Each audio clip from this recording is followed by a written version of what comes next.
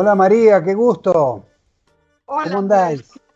muy bien, encantada de esta conexión transoceánica, un poco complicada, pero al final seguro que fructífera. Transoceánica, ¿hacia dónde? Porque sos una trotamundo. ¿Estás en España? ¿Estás en Marruecos? ¿En qué lugar? Sí, ahora estoy en España, llegué el sábado de Marruecos. Hemos estado unos días en Tánger con un grupo de periodistas, con un grupo de amigos, haciendo distintas actividades que todas tenían que ver con los pasos de Sira en Tánger y con la nueva novela. Sí, te he visto en palacios, en lugares hermosos, en locaciones que Bueno, han sido del tiempo entre costuras y de Sira también, ¿no?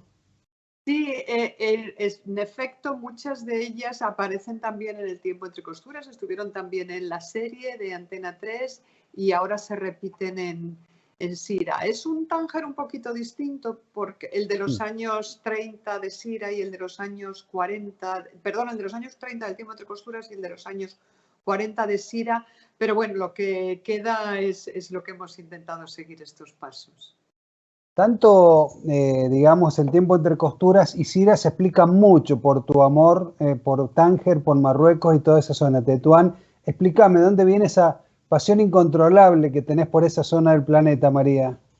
Bueno, tiene que ver con vínculos familiares solamente, ¿no? Que al final es lo que nos mueve casi siempre. Mi madre nació en Marruecos porque aquella zona del norte de África, una parte de aquella zona de lo que hoy es Marruecos, la franja, digamos, norte que da al Mediterráneo y asoma un poquito al Atlántico, eso fue en las primeras décadas del siglo XX lo que se llamó el protectorado de España en Marruecos. Era bueno, pues digamos, una situación administrativa de tipo colonial, como era tan común en gran parte del mundo, desde los países europeos, eh, apoderándose a veces sin que nadie los llamara y a veces haciendo cosas estupendas y a veces haciendo cosas bastante menos estupendas.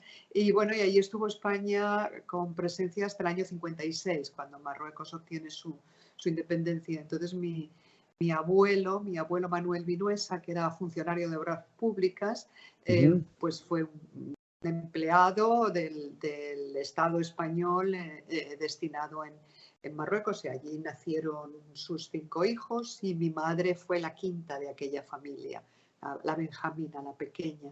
Nació en Tetuán en 1940, se quedaron hasta 1957, después de la independencia vinieron para España y volvieron con el corazón roto, con una nostalgia tremenda que mantuvieron siempre sin entender por qué habían tenido que abandonar su mundo de una manera tan precipitada, tan impensada. Y yo crecí con esa nostalgia, yo crecí con esa memoria sentimental constante de hablar de Marruecos, del protectorado, de África, de Tetuán, de Tánger. Y por eso cuando yo quise escribir una novela, mi primera novela, El tiempo entre costuras, antes de tener protagonista, antes de tener argumento, antes de tener nada, lo único claro era que quería volver la mirada hacia aquel mundo de mis mayores, que, que había sido como parte de mi vida sin conocerlo a fondo. Yo había ido alguna vez, pero como mera visitante, como mera turista antes, cuando más joven, pero fue a raíz de la novela, de decidir escribir la novela, cuando empecé a arañar, digamos, ¿no? En el trasfondo, qué había ahí, Claro. qué historia, qué pasó. Y así fue como, primero por parte de mi familia, después por causa de las novelas, pues tengo ya este vínculo que no hay manera de romperlo. Nostalgia familiar por Marruecos, pero de esa nostalgia tú la trasladas a Las hijas del capitán, tu anterior novela, de los Sí, españoles en Estados Unidos, ¿no? No solo de los protagonistas de la novela, sino de la comunidad española en sí. Estados Unidos. Sí, también me interesa mucho. Yo tengo un vínculo muy también afectuoso, profesional, personal, de todas las dimensiones con Estados Unidos, siendo joven me trasladé allí unos años, estuve enseñando en la universidad, estuve haciendo estudios de posgrado y me interesó muchísimo desde siempre tanto la esencia del país en sí mismo como las diferentes oleadas de inmigración que le han ido dando forma, le han ido dando personalidad al país. Y me interesaba mucho la historia de los españoles en Estados Unidos, en Nueva York en concreto, que es donde yo sitúo la novela, Claro. y en el resto del país también, pero prefiero situarlo. Y además es un aspecto de la inmigración española que en España es muy desconocida, porque todos tenemos un tío, un familiar, un tatarabuelo, quien sea, que emigró a la Argentina, que emigró a Cuba, que emigró Claro. a México. Pero en Estados Unidos se sabe poco y también, quizá no fueron tantos como os llegaron a vosotros, como los gallegos que os llegaron a vosotros, pero también que dieron el salto a Estados Unidos. Era más complicado porque no desconocían la lengua, no tenían esa afinidad histórica que nos une con América Latina, pero aún así, pues muchos decidieron dar ese salto. En España eran muy desconocidos, pero encontré a unos locos fanáticos investigadores y apasionados de aquella aventura que me ayudaron a rescatar los pasos de aquella colonia, y eso es lo que yo reflejé en Las hijas del capitán. Pero además, recuerdo también La Templanza. Saco a colación La Templanza porque ha sido tu última serie en la televisión. Sí. También van pasando, van todos viajando de España a México, de México a Cuba. También van saltando a través de los mares tus personajes, ¿no, María? Sí, también me interesaba mucho esa historia. Fíjate que en principio de lo que yo quería hablar en La Templanza era del vino de Jerez y de su tiempo de esplendor en el siglo XIX, cuando se construyen, se crean las grandes bodegas, las grandes firmas vinícolas, el comercio tan fluido con el mundo entero y sobre todo con Gran Bretaña, cuando llegan los ingleses a Jerez y empiezan a hacer su propio vino también y entran a formar parte del tejido de la ciudad. Yo quería centrarme ahí, pero cuando empecé a investigar sobre aquel mundo que yo conocía algo, pero al indagar más, conocía bastante, pero al indagar más me encontré con historias sorprendentes, como que algunas de las grandes bodegas de aquel tiempo son levantadas gracias a lo que llamaban entonces capitales de retorno, que eran el dinero de lo que aquí en España conocemos como los indianos, los españoles que iban a las Américas,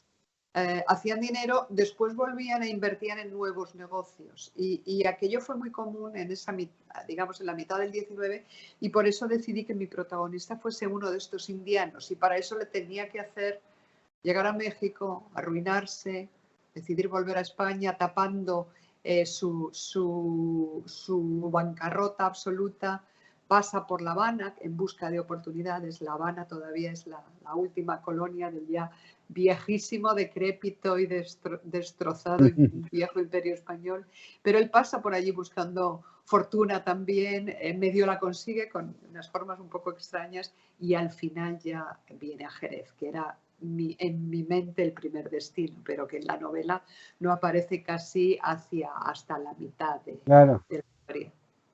Claro, a nosotros nos encantan, los mendocinos, vos sabés que somos tierra vitivinícola, la primera escena de La Templanza ya es en una bodega, por eso nos sentimos tan a gusto como en casa, ¿no?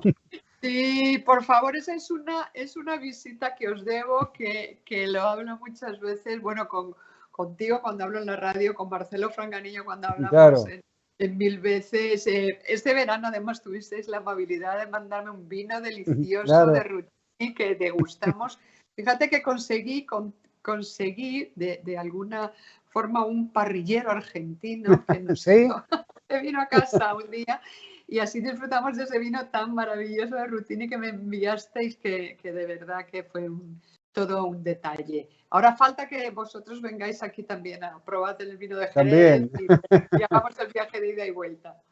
No, y además te vas a dar cuenta el día que puedas venir a Mendoza, cómo digamos, los apellidos españoles son fundacionales. Acá nuestras grandes bodegas, digamos, básicamente los grandes apellidos son españoles e italianos, ¿no?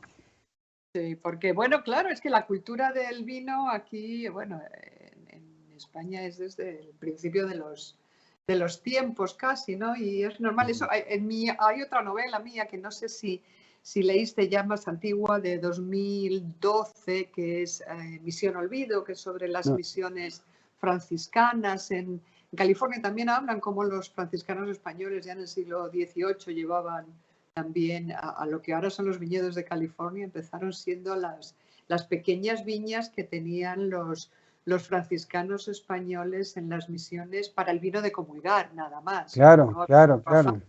Pero bueno, llevan ese conocimiento de siglos y al final ahí va haciéndose la historia a cachitos.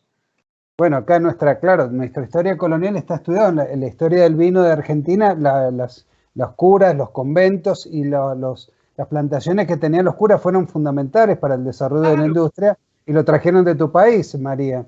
Claro, así arranca, es que al final son historias de ida y vuelta lo que tenemos constantemente, ¿no? Y por eso a mí me gusta en la literatura hacer uso de ellas, ¿no? De españoles que cruzaron el Atlántico, cada uno con sus inquietudes y cada uno con sus objetivos y después el camino de vuelta, ¿no? Ahora ya sabes, ya hablamos de eso, hablamos, por ejemplo, cuando vino Eva Perón a España, que está dentro de Sira, ¿no? Claro. Al final somos así, vamos haciendo historia y vamos construyendo historia desde los dos lados, cruzándonos constantemente.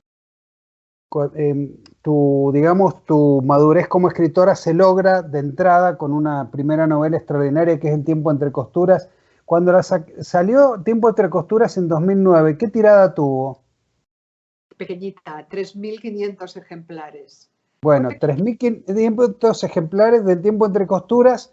Sale Sira con 500.000 de ejemplares. Es un salto prodigioso, es como de aquí a la luna. ¿Qué sentís entre un punto y el otro? Sí, pero mira, ya salió, el salto ya se produjo en la siguiente novela, Misión Olvido, la que te comentaba de los franciscanos, ya salió con 350.000, de 3.500 claro. A 350.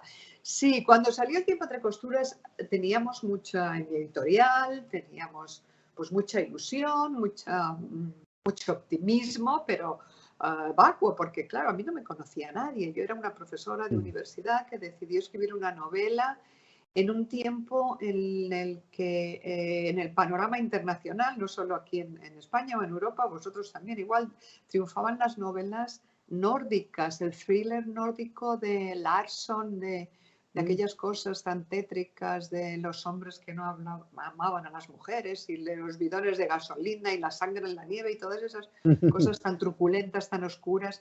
Y llegaba yo, que era una profesora desconocida, con una primera novela, que tampoco era una jovencita con ambiciones, que yo ya tenía edad, venía de otro mundo, de otra disciplina, una novela sobre una costurera que decide, que se enamora y que por vicisitudes de la vida acaba en Marruecos, ¿no? Entonces era una novela muy, digamos, a contrapelo, ¿no? De la tendencia del momento, pero aún así funcionó milagrosamente por el boca a oreja, por el contagio de los lectores, se empezó a generar una especie de bola de nieve que todavía no ha terminado. Fíjate que ahora vamos a hacer un musical en España con El tiempo entre costuras, sí, ojalá pueda ir a Argentina también en el futuro.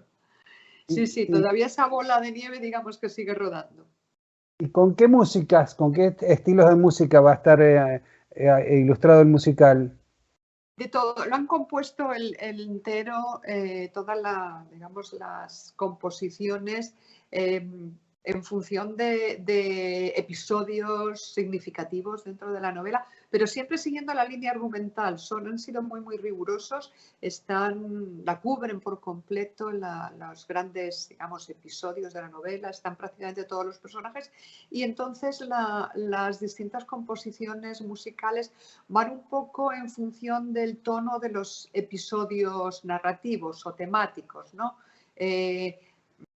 En algún momento hay algo que suena más al principio, cuando están en Madrid, pues suena un poco más a chotis, a música así castiza, madrileña un poquito. Cuando están en Tetuán, por ejemplo, en la pensión de Candelaria, la matutera, que es una mujer andaluza, pues gaditana podría ser, suena un poquito más a tanguillo de Cádiz, pero el resto es, digamos, en función de la tonalidad narrativa del episodio narrado. Pero está quedando precioso. Yo he oído la música por un lado, las composiciones por un lado, he leído el libreto por otro, he visto una primera lectura de todos los actores, todavía sentados en silla poniéndose de pie, todavía no actuando ni moviéndose por el escenario, pero he visto también toda la escenografía, todos los proyectos que ahora mismo se están ensamblando y yo creo que va a ser precioso, va a quedar muy bonito. ¿Tiene algo de zarzuela? No creo, bueno, es zarzuela, se asemeja a la zarzuela o, digamos, a la ópera en el sentido de que es una composición, una combinación entre lo hablado, lo declamado, digamos, y lo cantado, con la escenografía, con la banda de fondo, pero no es ese tono de las zarzuelas que es más, digamos, más jaronero, más de composición. Esto es un poco más dramático, pero bonito a la vez, sin caer en un dramatismo extremo, pero bueno, digamos que con equilibrio, como es la novela un poco, ¿no? Con equilibrio entre momentos más intimistas, momentos más colectivos, momentos más emotivos, más sentimentales, más dramáticos, más intrigantes, va alterando un poco, no te llegas a aburrir en ningún momento. Me llama la atención la riqueza extraordinaria que sigue teniendo El tiempo entre costuras, porque no todos los libros buenos dan para tanto producto. Es decir, el libro exitosísimo, has pasado una serie también muy exitosa, nada menos que en Netflix, documentales, ya el musical, digamos que es como una cantera infinita el libro, ¿no? ¿A vos no te sorprende, María? Sí, que claro que me sorprende. Cada vez que me proponen algo nuevo me sorprende muchísimo. Yo fíjate que ya daba por cerrada la historia y no para. Y me parecen mil cosas, algunas digo que sí, a otras digo que no, pero sigue la historia. Y además ahora al volver al personaje, al recuperar a Sira, para mi última novela Sira, pues claro, eso también ha hecho que un libro un poco arrastre al otro. Así que 12 años después de la publicación en España, El tiempo entre costuras, en Argentina creo que llegó como un año después, sigue muy viva la novela, seguimos reimprimiendo, la gente la sigue recordando y sí, para mí es una sorpresa constante cada vez que me hacen referencia a ella. Acá hay un fenómeno particular, porque cuando un escritor hace una saga, digamos, van saliendo los libros y uno sigue más o menos naturalmente el flujo de la saga, que se dio Harry Potter. Uno va acompañando a Harry Potter, pero al haber pasado más de una década, el público como que se apropia de los personajes, empieza a extrañar la continuidad. Entonces, te deben exigir de manera distinta. ¿Qué te dicen los enamorados lectores del tiempo entre costuras con Sira? ¿Te hacen algún reclamo, por ejemplo? No, suelen estar encantados de esta sorpresa inesperada porque yo no había avisado a nadie de que iba a volver Sira. Claro. Me lo pidieron mucho al principio cuando el éxito inicial de Tiempo entre costuras, cuando después salió la serie, sí que me pedían una segunda novela, pero ahí yo noté que no era el momento, que Sira y yo necesitábamos distanciarnos un poco, porque todo lo que habíamos vivido juntas había sido apasionante, había sido magnífico, había sido un empujón en mi carrera abismal, pero por otro lado yo notaba que necesitábamos un poquito de distancia, necesitábamos que corriera la vida entre nosotras. No creo que hubiera sido capaz de escribir una buena segunda parte de Tiempo entre costuras en aquel momento. Y entonces, bueno, llegaron las otras novelas que hemos mencionado, Misión Olvido, La Templanza, Las hijas del capitán, y ahí siguieron los lectores, se portaron muy bien, no me pedían constantemente ¿por qué no vuelves Sira? ¿Por qué no vuelves Sira? En absoluto. Aceptaron cada novela nueva con ganas, de una manera muy favorable, y entonces fue una sorpresa absoluta para ellos que llegara Sira. En términos generales ha sido muy bien aceptada. Fíjate que llevamos desde abril en las librerías y bueno, ha estado en España, ha estado número 1 todos estos meses, hasta ahora septiembre, que con la Feria del Libro ya hay nuevas novedades y después de nuestro verano aquí es normal que ya cambia las tornas, pero sigue muy viva, siguen en todas las librerías, digamos, entre las más solicitadas por los lectores, en las bibliotecas igual, sigue habiendo referencias, se mantiene muy viva. Bueno, ahora hemos estado en Tánger con un grupo, como hablábamos, principio, con un grupo de 20 y tantos periodistas españoles que dan unos paseos por la ciudad presentándola con el Instituto Cervantes y no para, es como si tuviera una vida propia dentro de esta protagonista. Y yo insisto mucho porque al no ser un policial ni nada, Cira transmite una cuestión muy afectuosa, por eso queda muy en el corazón de los lectores. Te han hecho, digamos, ¿cómo han tomado este nuevo personaje? Porque Cira crece, se vuelve más glamorosa, se vuelve más, una mujer más empoderada, te diría una Mata Hari en algún punto, especula ya con la gran política, digamos, es otra Cira, un poco hasta algunas te han dicho que un poco, digamos, más erótica se podría decir, o más ligona, como alguien te dijo por ahí.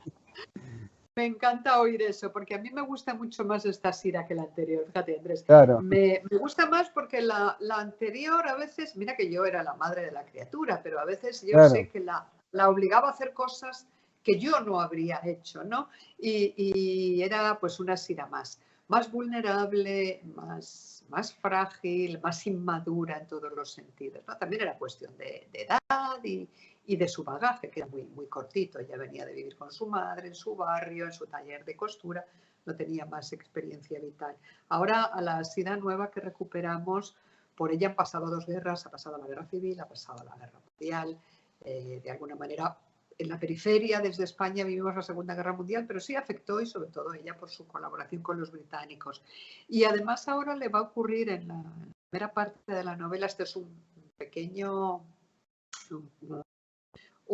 spoiler, pero bueno, está en las, yo creo que reseñas. la contraportada está en las reseñas, cualquiera lo sabe, y es que va a ser madre ella. En el tránsito de una novela a otra, Sira se ha casado con Marcus Logan, que era el agente de los servicios secretos británicos que apareció en su vida en Tetuán bajo la cobertura de un supuesto periodista, que después sabemos que no lo es. Bueno, pues de una novela a otra se han casado en Gibraltar y el primer destino profesional de Marcus después de la guerra los lleva a Palestina, a Jerusalén, y allí Sira va a ser madre. Entonces, esa cuestión, la maternidad, bueno, todas las cosas dramáticas que suceden en su entorno, van a darle una vuelta de tuerca al personaje y la van a convertir en una mujer muy distinta, ¿no? Ya no es la Sira inocente que se dejaba. Antes siempre actuaba porque alguien la empujaba o alguien tiraba de ella o alguien la obligaba moralmente, no tampoco en el sentido más literal, pero bueno, se sentía obligada. Ahora ya no tanto. Ahora ella tiene otras prioridades, digamos, por encima de todo su hijo, claro. Y ella misma también. Entonces ahora cada vez que le ofrecen algo, ella lo va a pensar, lo va a analizar con otra mirada, es más escéptica, es más crítica, no tiene digamos que tiene una visión del mundo ya propia, ya no es la que otros imponen sobre ella. Y eso por un lado, ¿no? Por el lado, digamos, de su madurez interior. Y luego es verdad lo que dices, que es como más sofisticada, quizá tú dices lo de erótica, no sé, no lo habría dicho, pero bueno, quizá podría ser. Pero sí, es una mujer, digamos, con mucho más mundo a sus espaldas, ¿no? Ya no es la joven costurera que crece, sino que ya es una mujer, bueno, pues cuajada y con un peso y un aplomo ganado a fuerza de nuevas vivencias. Claro, pasa de ser una modistilla a una intrigante en la alta política, en las cumbres del poder, digamos, ¿no? Sí. Pero fíjate que tampoco es ella, no tiene ella esas ambiciones, ¿no? Sira no se caracteriza por ser una mujer con unos objetivos muy claros, con unas aspiraciones. Ella nunca quiso ser mucho más. Fue la vida la que la fue, de alguna manera, arrastrando. Claro. Y en ese punto también lo hablábamos porque ella también va teniendo una evolución entre las dos series de ser una modistilla a volverse una modista de alta costura, ¿no? Incluso en el final de Sira, ya haciendo ropa para una de las mujeres más ricas del planeta en aquella época. Ahí también hay todo un arco de evolución, ¿no? Sí, claro, pero eso era fundamental. A mí me gusta siempre que mis personajes vayan evolucionando, ¿no? Que no se queden petrificados, digamos, en ser tal como los ideé en un principio. Entonces, Sira pasa, cuando la conocemos en El tiempo entre costuras, estamos en el Madrid de 1935, 1936, justo antes del estallido de la Guerra Civil. Y Sira es una modistilla que ni siquiera tiene categoría de ser modista, es casi una aprendiz Claro. de su madre. Y efectivamente vemos todo su desarrollo en El tiempo entre costuras. Ahora en la nueva novela, Sira en principio ya deja de coser, porque bueno, sus circunstancias, se va a mover, hemos dicho que estuvo en Jerusalén, en Palestina, pero después se va a ir a Londres, a ese Londres justo después de la Guerra Mundial, que está destrozado, está desolado, está con carencia de todo, pero sacando las uñas para recuperarse, ¿no? Y después ya va a venir a España, que es cuando sigue los pasos de Vaperón, que también lo hemos comentado. Entonces, en todo este tiempo ella no cose, su vida va por otros derroteros porque digamos que la inestabilidad geográfica, emocional, sentimental, no le impiden y ella tampoco tendría, acabó un poco harta de coser para quemada, ¿no? De coser por obligación para las clientas nazis, que como lo vimos al final del tiempo entre costuras. Entonces ahora no va a ser hasta la última parte de Sira, de la nueva novela, cuando, como tú dices, tenga relación con vínculo, digamos, exista con Barbara Hatton, la millonaria americana que era altamente extravagante en todas sus facetas y tuvo la enorme extravagancia de en el año 1947 comprarse un palacio en Tánger. Un palacio precisamente en el que yo he estado la semana pasada. Claro. Sí, lo conseguimos. A ver, hablamos de palacio, pero tampoco es tan palacio. Digamos que es como una gran casa muy bonita, divina, pero que al final era la suma de pequeñas casas típicas marroquíes, morunas, como decimos aquí, que compró un diplomático americano que se encargó de unificarlas, de conseguir artesanos tradicionales que las restauraran, y una vez que ya la tuvo hecha y cuando acabó su misión diplomática en Tánger, la puso a la venta y cuenta la leyenda, y no sé hasta qué punto es verdad o no, que se interesaron por ella Barbara Hatton y Francisco Franco. Y el dictador español. Y entonces parece que, bueno, hicieron una especie de subasta, de tanteo de precios, y obviamente se la llevó Barbara Hatton. No lo sé si será cierto o no, yo creo que no, es una leyenda que se cuenta. El caso es que se la quedó ella y la usaba como residencia de verano.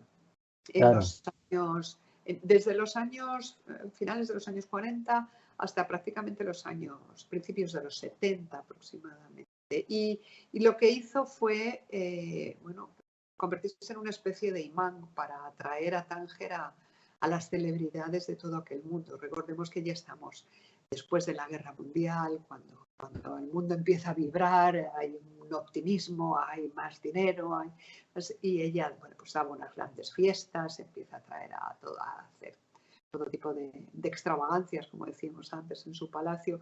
Y luego la pobre, bueno, acumuló maridos, acumuló desgracias, acabó, en fin.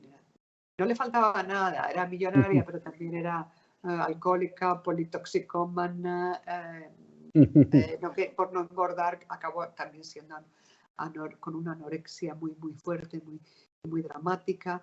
Y bueno, y al final, entre unas cosas y otras, se agotó ella sola la inmensa fortuna que tuvo y murió en los años 70. Dicen también, que nunca se sabe, que siempre pidió ser enterrada en Tánger, pero cuando murió en un hotel en Los Ángeles, al final vieron que en su cuenta corriente quedaban $3.000 nada más. Claro. Y llegaron los exmaridos y se lo rapiñaron todo. Se casó 7 veces. Uno de los maridos fue Cary Grant, que fue el único elegante que no quiso llevarse nada del dinero.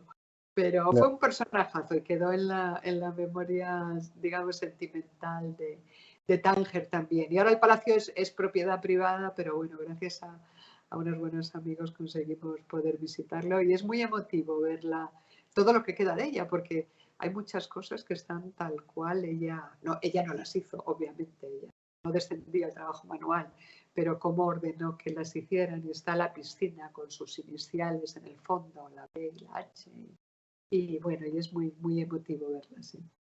quiero decirle para el que nos está viendo o escuchando que todo esto que cuentas, esas locaciones, el Palacio de Bárbara Hatton y otras cosas, vos lo vas poniendo porque tenés bastante actividad muy, muy ilustrativa en las redes, en Instagram y en Twitter, y todas estas locaciones las vas poniendo, como por ejemplo el edificio de la BBC en Londres, etcétera.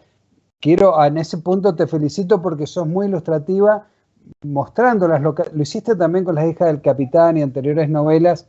Es muy didáctico lo que haces en las redes, María. Sí, fíjate que yo soy muy poco de las redes de contar cosas innecesarias o de Claro, exhibirme sin más, pero sí que me gusta que aparezcan todas estas cosas que pueden ayudar a los lectores a poner, digamos, visualización a lo que ellos leen en las novelas, ¿no? Y me gusta con fotos de época y con claro. fotos de momento. Y ahora al volver de Tánger, como decía, he vuelto hace un par de días y justo estoy ordenando ahora muchísimas imágenes de todo esto y vinculándolas a la novela, porque yo creo que a todos nos gusta, ¿no? Ver la realidad. Está bien imaginarlo y para eso están las novelas, ¿no? Para que cada cual interprete a su manera todo lo que nos cuenta, pero por otro lado también está bien tener esa información gráfica que te ayude a confirmar la verosimilitud de lo que cada uno cree o que cada uno interpreta gracias a la literatura. No, está bueno porque por ahí has puesto fotos del viejo Madrid y uno se ubica en la época o de Nueva York, de la época de Las hijas del capitán, pero tu novela que tiene historias de amor, historias políticas, etcétera, pero tiene también un rigor documental como si fuera una novela histórica. Y vos has contado que sos muy detallista, vas incluso, si describís un hotel, te vas al hotel y ver hasta dónde miran las ventanas. La pregunta es si toda esa investigación rigurosa que vos haces histórica, ¿la haces sola o tenés algún equipo que te ayude, gente que te ayuda? No, la hago yo sola porque es lo que más disfruto de todo. No podría delegarla en nadie porque me perdería la mejor parte la mejor parte, lo más disfrutante, ¿no?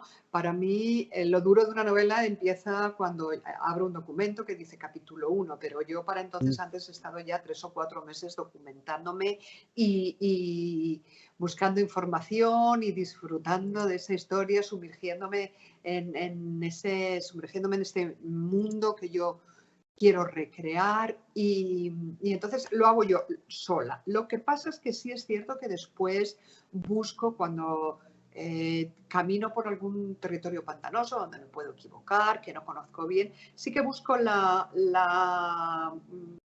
digamos, la revisión de expertos, pero de una manera informal voy solicitando ayuda pues para el vino de Jerez me fui a hablar con los bodegueros de jerezanos, para las hijas del capitán estuve en las casas de los emigrantes, para que cercioren que lo que yo busco y lo que yo creo que fue así me lo reconfirmen. Y ahora, por ejemplo, para Sira he tenido la inestimable ayuda de un periodista argentino, un compañero vuestro, documentalista también de Planeta, Diego Arguindegui, que por desgracia ha muerto recientemente, pero él revisó toda la cuestión argentina, me hizo alguna apreciación, o sea que luego intento reconfirmar que todo está en orden, pero el trabajo lo hago yo porque me apasiona, es la mejor parte de todo, empezar a escarbar, buscar qué encuentras. Además ahora tenemos, bueno, por fortuna, gracias a Internet, tenemos acceso a todo, hay grandes Claro. cantidades de prensa que está ya digitalizada, que antes te tenías que ir a las hemerotecas, a las bibliotecas, a los archivos, ya tenemos muchísimas cosas digitalizadas. Yo busco desde digamos, la información y los recursos más ortodoxos, más especializados, hasta cosas pequeñitas, que se comía en los banquetes que daba Franco a Eva Perón cuando visita España. Pues eso lo busco también y a veces incluso, no sé, en subastas, en internet, compro tonterías, el menú de Nochevieja del Hotel Ritz del año 47, para ver exactamente qué estaban sirviendo, Claro. ¿no? Qué platos servían, ¿no? fuera un plano de la época, que ya ni existen esos pedazos de ciudades a veces, pero yo lo quiero tener también, ¿no? Qué películas se veían en el cine, qué música sonaba en la radio, qué comía la gente en sus casas, qué marcas comerciales se consumían en, qué sé yo, en cosmética o qué tipo de peinado. Todos esos detalles documentales que aparentemente son pequeños, pero a mí me ayudan a crear atmósferas, a dotar de un costumbrismo visual todos los escenarios y todas las escenas y todas las acciones de las novelas. Y eso yo creo que los lectores lo agradecen mucho, porque da como plasticidad, ¿no? al texto. Hace que todo, a veces me dicen que mis novelas son muy, muy visuales, ¿no? Y es no es por tanto, creo yo, por el estilo mío, sino por la cantidad de esos detalles que yo después intento pulverizarlos, que no aparezcan como piedras intragables de documentación, pero sí como pequeños granos de sal y pimienta que van ayudando a que todo sea más visual, más rico en detalles y crear digamos, un tejido con grano más palpable. No, el clima, lo hemos charlado, es muy potente. A mí, por ejemplo, me transmitía mucho ese Londres frío de posguerra, con todas las necesidades, el mismo hambre. O recuerdo una escena que es casi policial en la fonda de los gitanos, que ocurre una cuestión también ahí.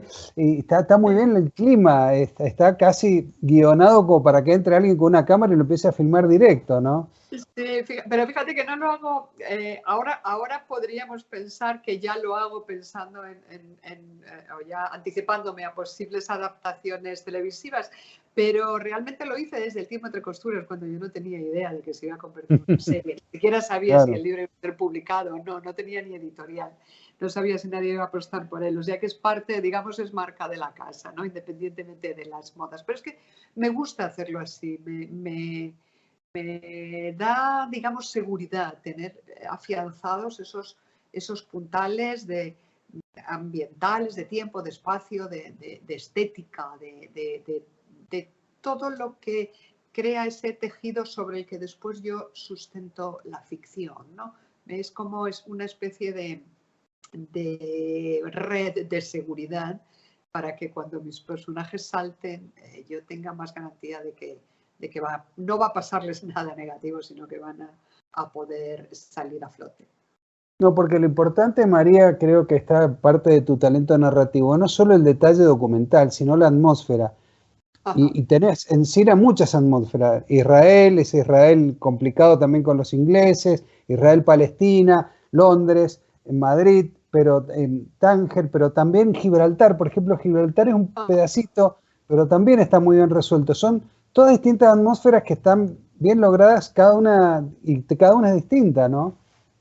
Sí, además, bueno, ahora también seguimos siendo distintos, ¿no? Pero es verdad que ahora, bueno, vivimos en un mundo mucho más globalizado y quizá tenemos más información de cómo son los sitios hoy día, ¿no? Yo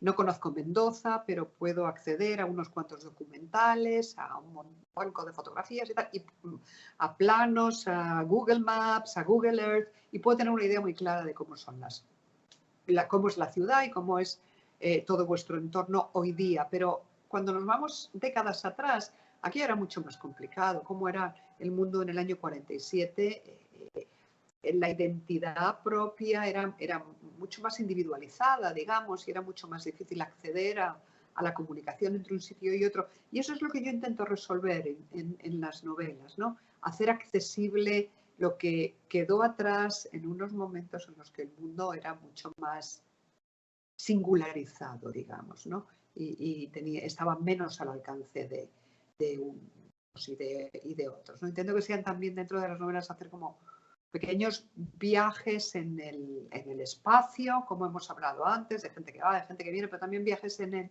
el tiempo para recuperar con el mayor rigor posible todas esas coyunturas de aquellos momentos. Sí, pero te voy a decir algo, te lo digo como lector, porque uno puede googlear todo y sacarlo todo por internet, pero se nota mucho en el clima, no sé cómo describirlo, que has estado en los lugares, más allá de, no has estado en la época, has estado en los lugares, los has mirado, los has respirado, has degustado las comidas, No sé, eso se nota, lo transmitís muy bien. No hay manera de que te lo hayan contado. No, sí que es verdad que siempre escribo sobre lugares que conozco y en la medida que lo posible sigo revisitándolos físicamente, presencialmente durante la escritura. Y es cierto que poco tienen que ver lo que fueron, qué sé yo, cuando hablo de La Habana Vieja en la segunda mitad del 19 y vas a Cuba hoy, a La Habana hoy, vale, queda la arquitectura, pero lo que hubo ahí, cómo es la vida ahora, apenas tiene nada que ver, ¿no? Cuando vayas a la calle 14 en Nueva York, en fin, a tantos escenarios. Pero sí que, bueno, de alguna manera a mí me da una cierta seguridad estar en ellos y pisar por donde van a pisar los personajes y un poco meterme en su piel y mirar con su mirada. Me gusta hacerlo, yo creo que eso sí, los lectores lo agradecen. Estamos hablando de Cira, que es una modista, y vos vas hablando de modelos, de hilos, de texturas, de telas, etcétera, y tiene que ver el estilo también. Te pregunto, la novela tuya tiene todo un estilo también, la foto, todo. Contame por qué esta tapa y si tuviste algo que ver o no, digamos, qué responsabilidad tenés con la tapa de Cira, ¿no? Sí, sí tuve que ver. Yo siempre tengo mucho que ver con las tapas y con todo lo que hay envolviendo al libro porque me gusta ser partícipe de todo eso. Es cierto que después hay equipos de especialistas en diseño y todo eso que son los que hacen el trabajo, pero yo sí estoy involucrada. Yo quería en principio otra imagen distinta. Esta es muy bonita, pero a mí en principio me gustaba más otra distinta, pero no la pudimos usar, esto es un pequeño secreto, porque ya había sido usada en otra novela que tuvo poco recorrido, que ya está descatalogada prácticamente, pero no querían pisar ese territorio. Claro. Yo en la editorial y yo lo entiendo perfectamente. Y entonces, bueno, empezamos a buscar el equipo de diseño y de arte por un lado, yo por otro, hasta dar con un enorme banco de imágenes. Y finalmente, bueno, descartando unas y otras, nos decidimos quedar con esta porque, bueno, refleja un poco a la nueva Cira, le añade, vuelve a ser en parte como era digamos que está en la línea de cómo era la etapa del Tiempo entre costuras, que es una mujer sola, más joven antes, con un sombrero también, un poco ladeada, pero esta, digamos que refleja esa Cira de la que hablábamos antes, más curtida, más madura, un poco más intrigante, un poco más glamurosa, quizá un poco más sexy también. Y bueno, es una Cira crecida, ¿no? Y sí, yo lo único que, fíjate que es otro pequeño detalle que yo decía, ¿por qué no le quitamos la taza de la mano? Es una tontería. Claro, está así con la... Casi con la taza y dice, ¿por qué no le quitamos la taza de la mano? Pero bueno, no, al final quedó y la verdad es que ha gustado mucho y ese fondo gris que tiene no es muy usado, no es muy común encontrar un fondo gris que se buscan cosas más llamativas o más blancos o más negros o más impactantes. Y bueno, yo creo que queda bonita, es muy fácilmente reconocible.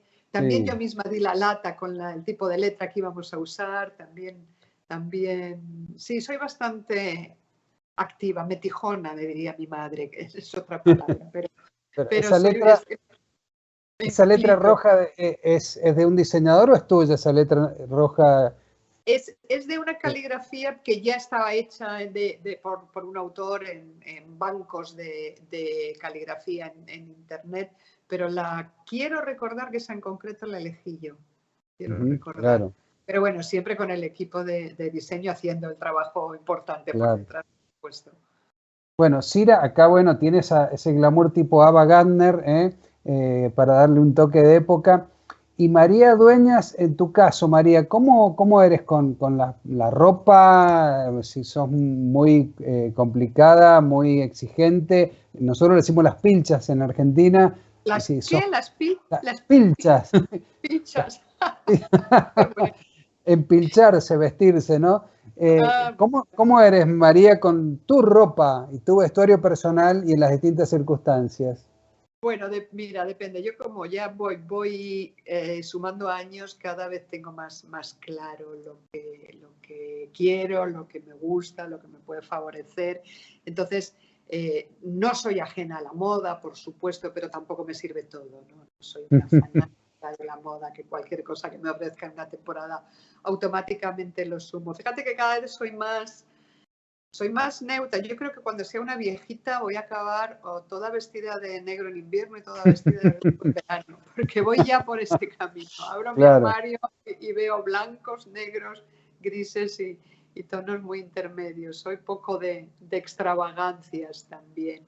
Y bueno, lo que pasa es que, claro, al tener mucho contacto con el público en presentaciones, en actos, bueno, pues ya que los lectores se toman la molestia de ir a verte, pues que menos que agradecérselo cuidando también tu imagen, ¿no? Para, bueno, pues simplemente como un símbolo de agradecimiento, de respeto a ellos también.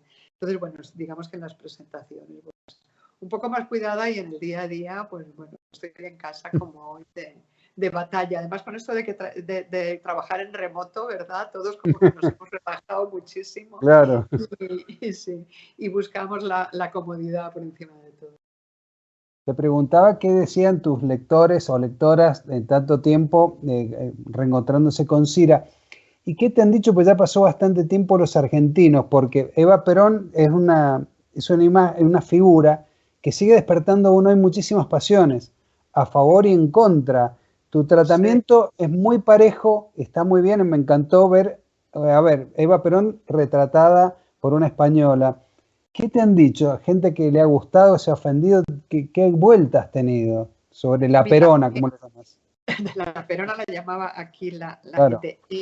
En las redes sociales, como no he podido ir a Argentina, porque pues, por esto del COVID estamos todavía sin poder viajar, lamentablemente, porque me apetece muchísimo digamos, ha sido con vosotros a través de la prensa en este tipo de encuentros, y ha sido a través de las redes, en las que yo entro muy poco. Yo en las redes sociales estoy presente, pero un poco desde la distancia. Sé que ha habido alguna voz, pero muy, muy poquita, discrepante, diciendo que cómo me atrevo yo a meter en una novela. Además, una señora que hablaba sin haber leído la novela, lógicamente, no sabía ni de qué estaba hablando, pero que cómo me tenía yo la indecencia de acercarme, de osar meter a un personaje tan magnánimo como Perón en una novela, así un poquito, una pincelada remota. Pero el resto de los lectores, de las lectoras, ningún problema en absoluto. No se quedan tanto en el detalle como en la novela en su conjunto. Y además es que yo todo lo que digo de Eva Perón está contrastado. Es que estamos en el año 47, ya hay muchísima información documental. Toda aquella visita en aquella época, que además fue digamos, una estrategia de propaganda de Franco para intentar encumbrar su régimen, que estaba mortecino y hambriento, pero él quería vender esa visita de Eva Perón, que era Argentina, era el único país que tendió una mano a España en ese momento, lo quería vender al exterior del mundo como una gran visita de Estado de un país que reconoce otro régimen, y como un síntoma de que España iba a abrirse pronto, iban a venir otros dignatarios extranjeros. Entonces, para dar esa imagen, y para seguir consiguiendo ayuda de la Argentina de Perón, que por entonces era un país riquísimo, y nuestra España estaba aquí muerta de hambre después de la guerra. Y entonces Franco, que tenía una censura férrea sobre la prensa, pues obliga en cierta forma a Franco y el régimen y el sistema a que toda la prensa española se pase el día entero hablando de Eva Perón, de qué ropa lleva, de con quién se reúne, a qué hora llega, qué hace, qué no hace. Con lo cual todo está constatado, todo lo que yo hablo está tal cual, las modistas con la que viene, la ropa que lleva puesta, quién la recibe, qué le regalan, qué le dan de cenar, que si digo que viene como hizo, con abrigos de visón y capas de pleno verano, es porque es español.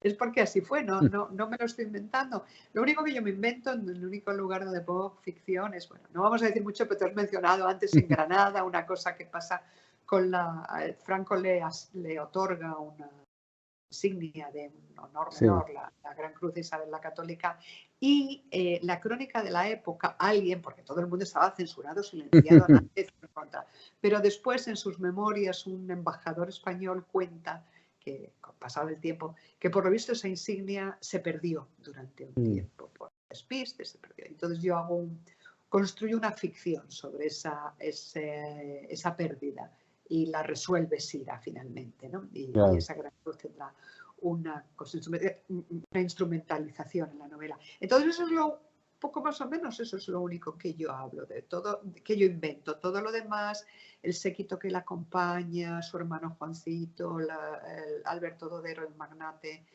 naviero, todo el avión en el que viene, cuánto equipaje trae, su actitud, cómo es recibida por los altos dignatarios, cómo reacciona ella, que llega tarde a todas partes porque quiere, y a mí eso me hace mucha gracia, porque es una osadía. Estamos hablando del Franco del año 47, que tenía las cárceles llenas y que todavía había sentencias de muerte a diario.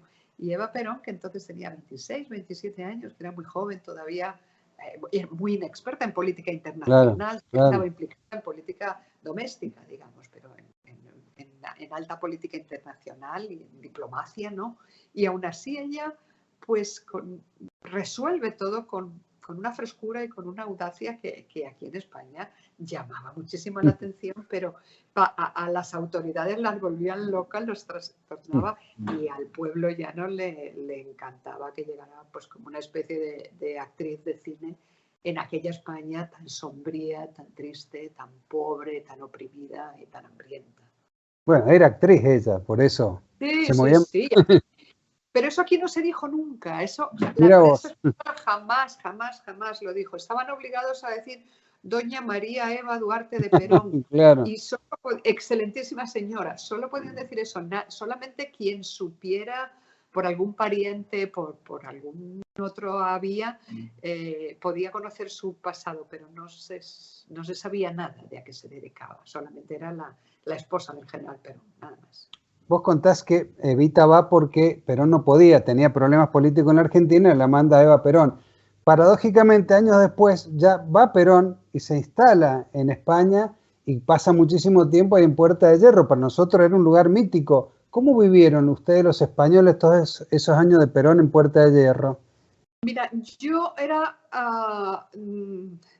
suena un poco banal decirlo, pero yo era un poco joven como para haber sabido qué pasaba. Pero lo que cuenta la época es que Franco, después de verle tanto y de haber recibido tanto de él, cuando él ya viene y se instala, lo ignora por completo, lo ignora. Creo que no se llegan a ver nunca.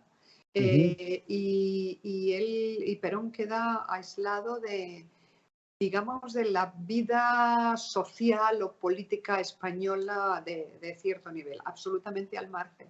Y se mueve con un pequeño círculo privado o cercano, pero muy, muy, muy al margen de la vida social. Y Franco sí he oído que las quejas de que no le devuelve el favor de ninguna manera. Franco tenía fama de ser un poco así, ¿no? De utilizar a la gente cuando le interesaba y cuando no fuera. Y entonces con Perón quedó muy, muy, muy al margen. Contaban que antes de vivir en Puerta de Hierro, vivió, que es como, digamos, una organización, una colonia, una zona residencial alejada del centro de Madrid, de la ciudad, no fuera, un poco en el extrarradio. Antes vivió en un edificio de pisos, de departamentos, como podéis decir vosotros, y fue vecino de Ava Gardner cuando Ava Gardner en los años 50 vivió un tiempo en España, y creo que Ava vivía arriba y Perón abajo, más o menos así, y Ava hacía muchísimas fiestas en su casa, y parece que cuenta la leyenda que Perón se acabó yendo de esa casa porque ya no soportaba más las fiestas a las tantas de la madrugada en aquella España desparramada de los años 50, que es cuando empiezan a venir estrellas de Hollywood, a filmar películas en España, y Perón no estaba para esas juergas en absoluto, y se quitó del medio. Pero ahí hay una buena... Se han hecho algunas series, se han escrito algunas cosas, pero yo creo que hay todavía algo por hacer al respecto de la estancia de Perón en España. Sí, da para mucho. Vos contás en el libro, y también lo has dicho en las entrevistas, que te sorprendió la potencia en esa época. Las mujeres no tenían tanta prestancia, la potencia de Evita como figura femenina, ¿no? Y después has dicho también que si Cira, hablando de la potencia femenina, si hubiera nacido y hubiera sido protagonista del siglo XXI, hubiera sido feminista, pero no radical, ¿no? No, no, no. Es que los periodistas al final se quedan con una frasecita corta, normal, ¿no? Para hacer el titular breve y Claro. llamativo. Sí, pero yo lo que decía era feminista como somos todas, o la inmensa mayoría de las mujeres del siglo XXI, y no una feminista radical y exagerada, ¿no? Pero sí que es verdad que ya en el año 47, que es cuando ya la sitúo, ella empieza a intentar conciliar la vida doméstica como madre que es de un niño con su proyección pública, aspira a no quedarse en casa, aspira a tener una vida propia, ¿no? Más allá de su función de madre. Y en ese sentido sí que, bueno, es una mujer relativamente similar a las contemporáneas. Para ir cerrando, María, vos contabas que tu mamá es la más pequeña de cinco hermanos y Sí. tu caso es al revés, la mayor de 8, familias Sí. numerosas. ¿Cómo marca eso la vida de uno? Porque esos son familiones, ¿no? Sí, mi madre, mi mamá eran 5 hermanos, mi padre eran 6 hermanos y nosotros éramos 8. Mira, yo 8. creo que sí que marca porque al final te hacen, en mi caso y con mis hermanos, fíjate que estuve ayer precisamente con casi todos ellos, con todos los que, 2 viven fuera de España y todos los que sí viven aquí, estuvimos ayer reunidos en Madrid. Y sí que marca, porque en cierta forma, porque te hace mirar la vida de una manera distinta. Todo es más, como más flexible, le quitas importancia a muchas cosas. Empezando por las propiedades materiales, porque ibas a coger cualquier cosa, perdón, a agarrar, perdón, cualquier No, cosa lo en tu casa entendemos. y había desaparecido. No sé, desde eso hasta, bueno, hasta el sentido de la responsabilidad entre nosotros, de todos. Además, bueno, en mi familia nos lo hablamos todo, nos lo contamos todo, nos metemos unos con otros bastante, tenemos una relación muy cercana, muy cálida, muy intensa y lo transmitimos así a nuestros hijos también. Y sí que marca, en cierta manera, te hace que te busques la vida de otras formas, te hace valorar lo que es también la soledad, ¿no? Cuando vives en una casa muy grande con mucha gente y casi te tienes que esconder a estudiar en el cuarto de baño o así, pues te das cuenta de que la soledad también es Claro. importante o la intimidad también es importante, ¿no? Y sí, pero sobre todo bueno, te hace ver que todo es compartible, relativo, flexible y que no hay que tomarse las cosas demasiado en serio si puedes. Tus libros, María, lo venimos diciendo, siguen bullendo, están vivos desde la primera novela hasta ahora, porque aparte las series le van dando una sobrevida, los musicales, etcétera, pero supongo que ya te estará picando el bichito de tu próxima historia, ¿o no?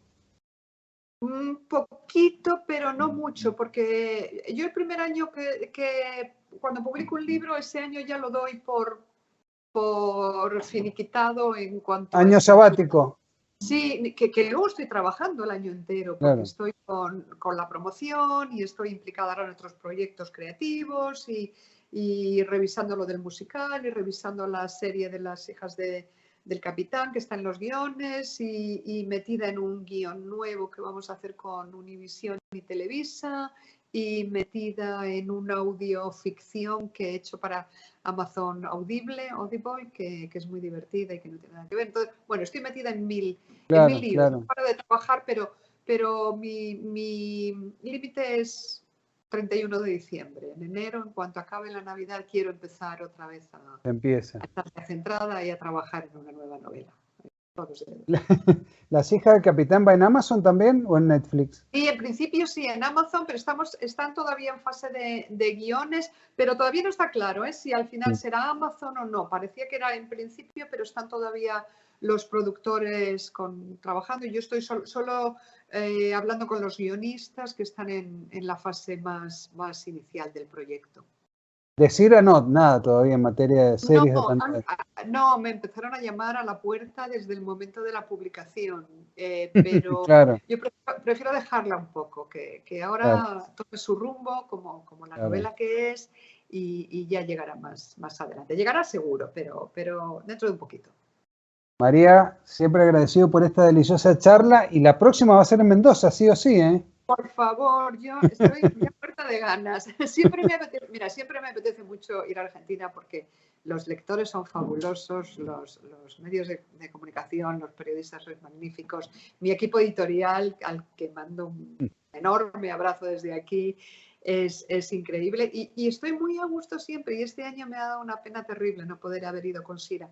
Y luego me habéis metido todos el gusanillo de Mendoza y del vino y tengo que ir como sea, de verdad que me apetece mucho. Ojalá ya este virus maldito nos dé una tregua definitiva. Ojalá todo se acabe de mejorar. Las vacunas, las segundas, terceras, cuartas vacunas lleguen pronto y podamos empezar a movernos por el mundo y pueda ir a verlos, que me apetece muchísimo. María, un gran abrazo transoceánico y hasta otro momento, ¿eh? Lo mismo, hasta siempre. Un abrazo. Chao. Chao.